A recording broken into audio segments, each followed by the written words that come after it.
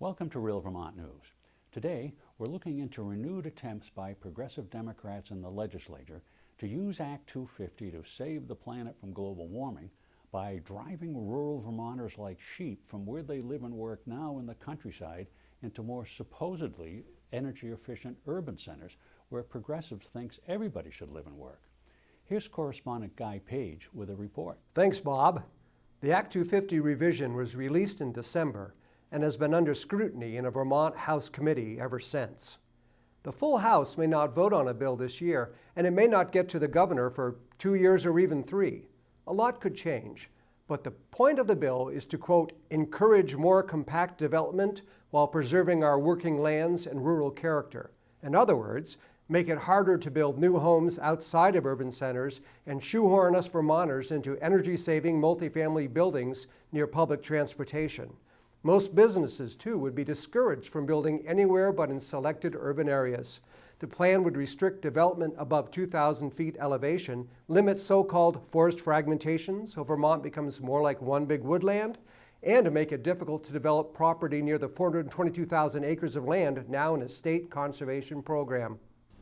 What's so unfair to working people and just economically ignorant about this is that in the midst of an affordable housing crisis, this would just increase the cost of housing.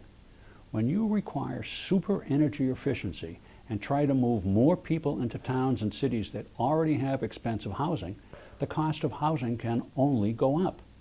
I wonder how many downtown areas even have enough open land for the large-scale stores required to operate in today's economy. And I don't think anyone has estimated how many bureaucrats it will take to administer and enforce all these complex rules. You're right about the bureaucrats, Bob. Montpelier would call the tune for all municipal and county development. All town and regional plans would have to conform to Act 250. Enforcing the rules and administering all the appeals is going to be enormously complex. As for that 2,000-foot elevation restriction, almost all elevations above 2,000 feet are located outside the Chittenden-Washington County corridor. So the greater Burlington area, which elects a full 1/3 of the legislature, will continue to use the rule of law heedless of the economic impacts on the rest of the state. Thanks, Guy.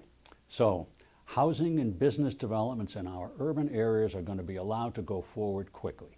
Actually, as quickly as Act 250 allows anything to go forward, while similar projects in rural areas are going to face even more restrictions than they do today. This is social planning on a grandiose scale, and progressive Democrats justify its heavy-handed nature by saying Vermont must save the planet from global warming. If that strikes you as scientifically unjustifiable, as well as a restriction on your fundamental right as a Vermonter and an American to live and work and play where you damned well please, then like this video, click your Facebook share icon to warn your friends about yet another new assault on their freedom, and tell every legislator that you meet you want Vermont's government to get off our backs. And that's all the Real Vermont News we have time for. A lot more happened, and we'll be looking into all of it.